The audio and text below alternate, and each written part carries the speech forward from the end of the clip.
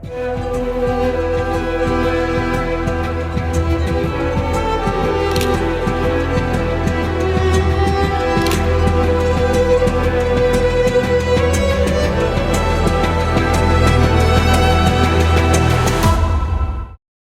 mendengar kabar adanya atlet Israel yang akan bertanding dalam suatu kompetisi yang berada di bawah organisasi Olimpiade yang ditolak untuk mendapatkan visa atau visanya dibatalkan oleh pemerintah kita. Banyak tentu tanggapan, bahkan IOC sendiri sampai kemudian menyampaikan bahwa Indonesia ke depannya nanti tidak perlu dilibatkan sebagai tuan rumah dalam kegiatan-kegiatan Olimpiade.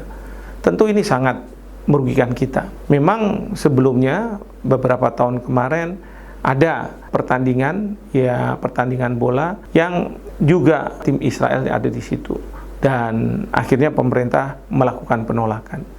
Saya sendiri berpendapat bahwa kita tidak bisa menolak karena negaranya, tetapi kita bisa menolak karena kebijakan dari pemerintahan negara tersebut. Jadi kalau misalnya pada kemarin pemerintah kemudian menolak atau membatalkan visa yang sudah diberikan kepada atlet Israel, menurut saya sudah tepat. Karena apa? Kita lihat pemerintahan Netanyahu pada saat sekarang ini dia melakukan suatu tindakan terhadap rakyat Gaza yang tidak bisa diterima oleh dunia.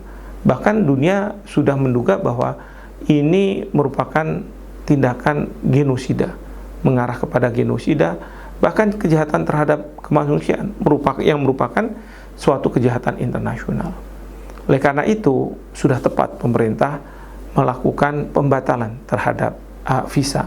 Tapi sekali lagi, suatu hari nanti apabila pemerintahan dari Israel tidak sekejam seperti pemerintahan Netanyahu, bukannya tidak mungkin kita bisa menerima para atlet Israel ini.